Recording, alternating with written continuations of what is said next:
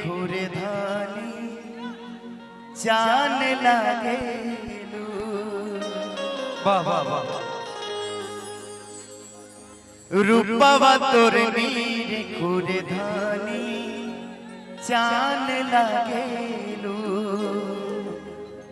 उर्मिला कारी का जारी नयन से बान मारेलू रनिया बान मारेलू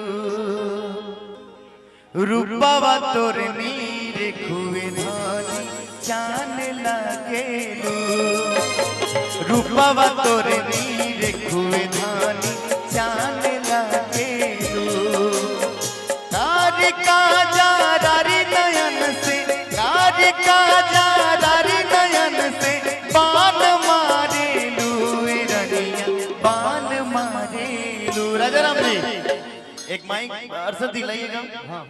ये गाना इतना जल्दी मतलबी भाई हाँ इतना मने तेजी से चल रहा है। मैं देख रहा हूँ भैया सभी भाई लोग को कि सभी लोग जो है और इधर आ जाएगा भैया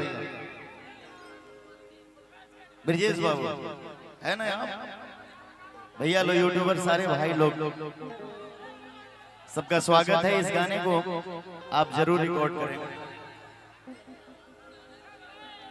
भैया भैया 1 मिनट के लिए थोड़ा सा हाँ बड़ी खूबसूरत चेहरा है आप ही के लिए समझ लीजिए। रूपवा तोर नीर खुरे धानी चान लागेलू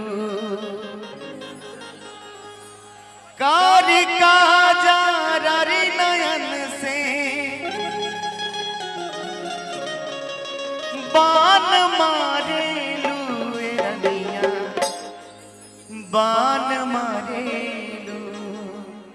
अब राजा राम जी रूपवा तोर नीर खुए धानी चान लागेलू रूपवा तोर नीर खुए धानी चान लागेलू कारी का जारी नयन से कारी का जारी नयन से बान मारेलू रनिया बान मारेलू रूपवा तोर नीर खुए धनिया चान लागेलू रूपवा तोर नीर खुए धनिया चान लागेलू।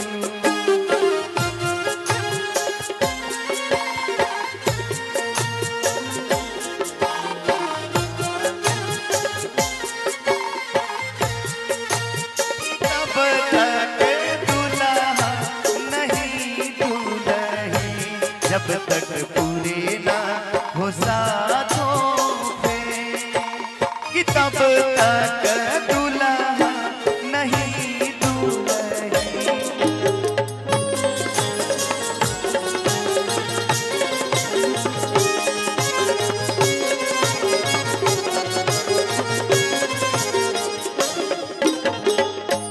आगे भाव बाबा चमो चाप चमकेला चेहरा नूरानी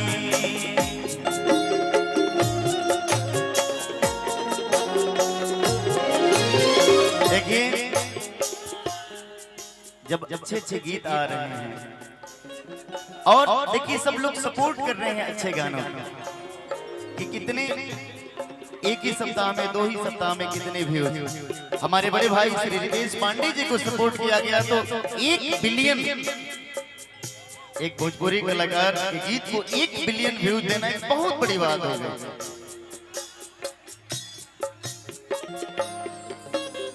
चमो चाम चमकेला चेहरा नूरानी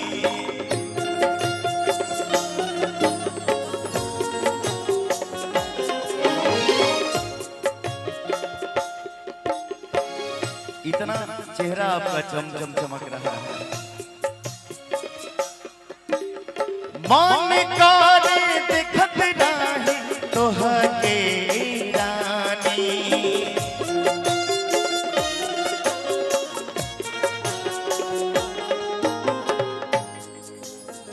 राजा राम जी चेहरा नुरानी और हमेशा मन करे कि हम देखत रहे। हमरा खाती जान तू जहान लागे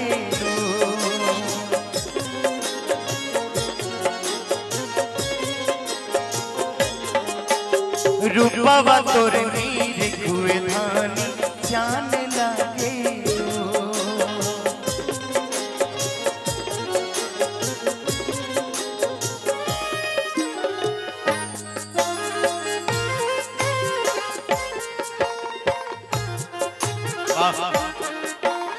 क्या बात है।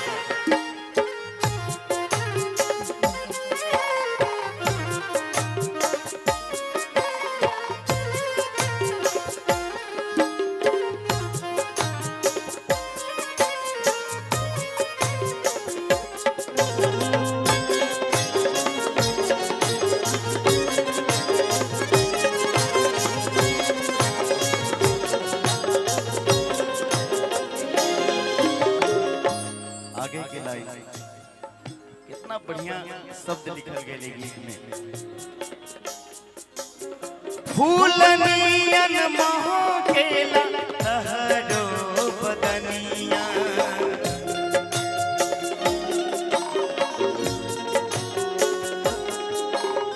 अखिया के सोझा तोहके राखब हिरनिया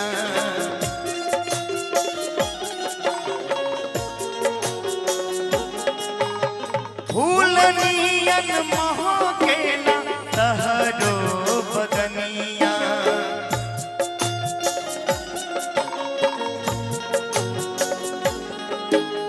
साथ को छुटी नहीं है दिल जनिया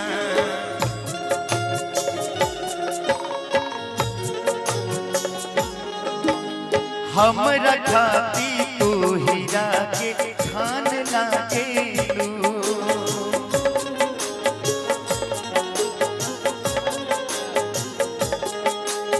हमरे खातिर तू हीरा के खान लागे हमरे खातिर रूपवा तोर नीर हुए धानी जान लागे